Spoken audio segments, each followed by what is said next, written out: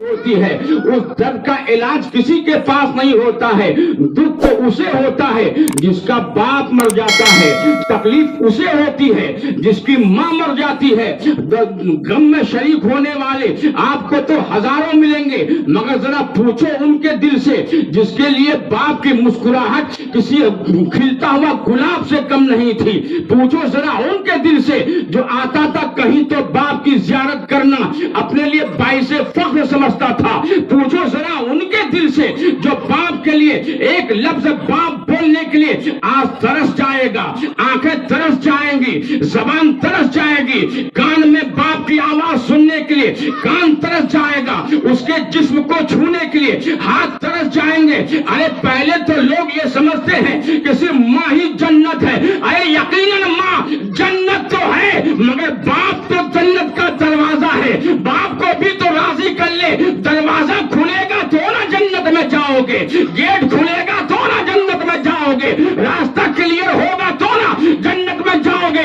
اے ماں کو راضی کرنے والوں، زندگی ہے تو باپ کو منا لو، زندگی ہے تو باپ کی پیشانی کو بوسہ دے لو، زندگی ہے تو باپ کے قدموں کو دبا لو، زندگی ہے تو باپ کی خدمت کر لو۔ آج وہ باپ روٹ گیا ہے، پوچھو ماسٹر عبد الخالق سے، ڈھونڈو ذرا چراغ جلا کے، یہ باپ تجھے نہیں ملیں گے۔ ڈھونڈو ذرا تم لائٹ میں روشنی میں آ کر کے، یہ باپ کا حسین چہرہ تجھے نہیں ملے گا۔ باپ کے دل کی دھڑکن کیا چیز ہے ایک اولاد سمجھتی ہے۔ باپ ہنستا ہوا گلاب کیسے ہوتا ہے ایک بیٹا سمجھتا ہے۔ باپ ہنستا ہوا کمل کیسے ہوتا ہے ایک اولاد سمجھتی ہے۔ جب باپ کو قبر میں اتار کے آیا ہے، تصور یہ ہے کہ قبر میں اندھیرا ہے، کیا اس کے لیے وسائل بھیجے جائیں، قبر میں ظلمت ہے، کیا طریقہ اختیار کیا جائے۔ تو مصطفیٰ نے فرما دیا، اے لوگوں ماں باپ مر جائے، تیرا خیش و اقارب مر جائے، قبر میں اندھیرا تو ہوگا مگر قرآن کی تلاوت کر کے بھیجو گے، تیرے والدین کے قبر میں نور ہوگا، سرور ہو جائے گا۔ نعرے تکبیر، نعرے رسالت، نعرے رسالت، مسلک اعلی حضرت، مسلک اعلی حضرت، نعرے تکبیر، نعرے رسالت۔ ہر کوئی ان کے وارثین جن کے ماں باپ گزر جاتے ہیں، چند دن تک جذبات جوان رہتے ہیں تو خوب ایصال ثواب ہوتا ہے، اور جب 40 مکمل کر لیا تو اب سال میں ایک بار یاد کیا جاتا ہے۔ بات سچی ہے کہ نہیں؟ کیوں بھائی؟ یہ سال میں ایک بار باپ کو یاد کر رہا ہوں، ماں کو یاد کر رہا ہوں، باقی دن کہاں چلے گئے؟ کیا باقی دنوں میں تمہیں اپنے والدین کی یاد نہیں آتی؟ کیا باقی دنوں میں ماں باپ کے نام پہ صدقہ جاریہ نہیں کیا جاتا؟ یہ ہم لوگوں نے رسم بنا لیا ہے کہ 40 دن تک مکمل کنٹینیو گھروں میں فاتحہ، قبرستان میں فاتحہ، ورنہ کوئی مر گیا تب جا کے فاتحہ۔ دیکھتے ہوں گے جنازہ جاتا ہے نا تو لوگ ادھر دفناتے ہیں، اپنے اپنے مرحومین کی قبر پر جا کے کھڑے ہوتے ہیں۔ ایسے گھر سے مکمل ارادہ کر کے جانے کو کوئی تیار نہیں۔ کیا کسی کے مرنے کا انتظار میں ہے کہ قبرستان جائیں گے تو ماں باپ کی قبر پہ فاتحہ پڑھیں گے؟ اے لوگوں، یہ رسم کو توڑو، یہ طریقہ کو چھوڑو۔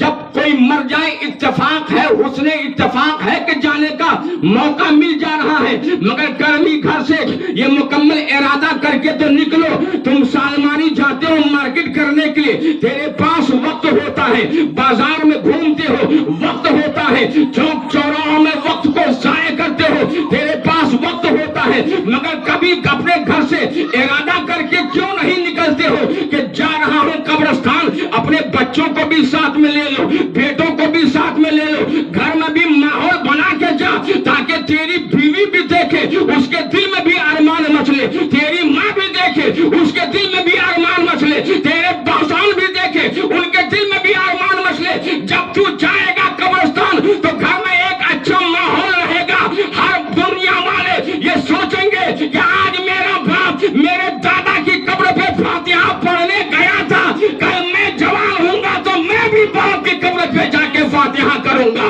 تیرا باپ مر गया है। क्यों किसी मौलवी के इंतजार में हो कि मौलाना दुआ कर देंगे? तेरा बाप मरा है। क्यों किसी हाफिज के इंतजार में हो मेरा हाफिज कुरान आके दुआ कर देगा? अरे मैं सबके लिए एक जुमला अर्ज करना चाहता हूँ। अरे सबके दिल में वालिद किसी का भी इंतकाल कर जाए, बाप किसी का भी इंतकाल कर जाए, उनका माल का वारिस ये है, दौलत का वारिस ये है, खजाने का वारिस ये है, जमीन जायदाद का वारिस ये है। दुआ करवाने के लिए दूसरे का मोहताज क्यों नहीं अपने बच्चों को इतनी तालीम दे दिया? इसलिए कि बाप जब मरता है ना, आह यहाँ से निकलती है, माँ जब मरती है ना, दम यहाँ से निकलता है। कोई आप किराए के मौलवियों से दुआ करवाइएगा, रस्मन दुआ कर देगा, मगर एक औलाद बाप के पांव की जानिब खड़े होके कब्रिस्तान में दिल से जो आवाज निकाल के रब से मांगेगा, अल्लाह कबूल फरमा लेगा। इसलिए कि दिल से जो आवाज निकलती है असर रखती है, पर नहीं ताकते परवाज मगर रखती है। सुभान अल्लाह, सुभान अल्लाह। सबको जरूरत है बख्शिश की, सबको जरूरत है मगफिरत की। इसलिए उलमा से दुआ करवाते हैं, कुरान खानी करवाते हैं, इशारे सवाब करवाते हैं, नेक लोगों का वसीला लेते हैं। दुनिया ही में समझ लेना कि किन की सोबत किन के साथ में है, इन्हीं से अंदाजा कर लेना कि कब्र में क्या हालात होने वाले हैं। इसलिए कि आका ने फरमाया कि मन तशब्बहा बिकौमिन फहुवा मिनहुम, जो जिसके साथ मुशाबहत उठ बैठ मिलजुल लगता है वो उन्हीं में से करार दिया जाता है। उलमा से प्यार किसे है, उलमा से नफरत किसे है, औलिया से प्यार किसको है, औलिया से नफरत किनको है, ये चीजें देखने के काबिल होती हैं। जब इंतकाल कर जाता है तो समझ जाना कि किनको किन से कितना प्यार था, उसी अंदाज में कब्र में उनके साथ बर्ताव किया जाएगा। एक बात मैं अर्ज कर दूं, गुफ्तगू खत्म कर देता हूं। इमाम मोहम्मद गजाली रहमतुल्लाह तआला अलैह, नाम सुना आप लोगों ने? अपने वक्त के बहुत बड़े आलिम मुजद्दिद